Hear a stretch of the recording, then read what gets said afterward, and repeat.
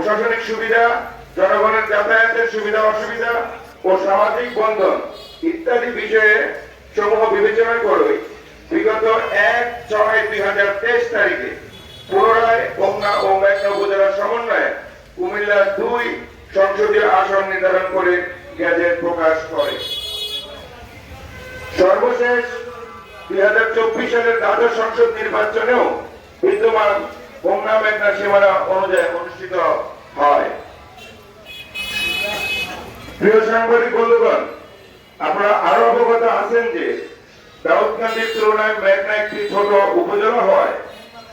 উক্ত উপজেলা দাউদকান্দির সাথে একীভূত হলে মনোনয়ন প্রক্রিয়ায় মেঘনা উপজেলায় প্রায় উপকৃত থেকে যাবে। এতে নির্বাচনী প্রতিযোগিতা বৈচিত্র্য কমে আসবে এবং স্থানীয় নেতৃত্বের বিকাশ বাধাগ্রস্ত হবে।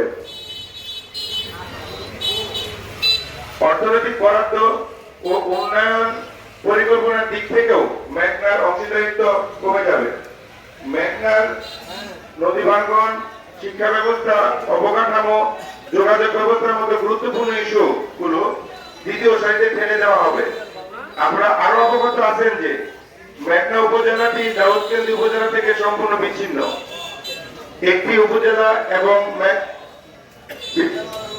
মেঘনা উপজেলা থেকে দাউদকান্দি উপজেলা যাওয়ার জন্য সরাসরি কোনো সড়ক যোগাযোগ ব্যবস্থা নাই এবং মেঘনা উপজেলা থেকে দাউদকান্দি উপজেলা যেতে হলে মুন্সিগঞ্জ জেলার গজারিয়া উপজেলার উপর দিয়ে ঢাকা চট্টগ্রাম হাইওয়ে দিয়ে অথবা হোমনা উপজেলা দিয়ে বাঁচাকান্দি বাজার হয়ে তিতাস উপজেলার উপর দিয়ে যেতে হবে।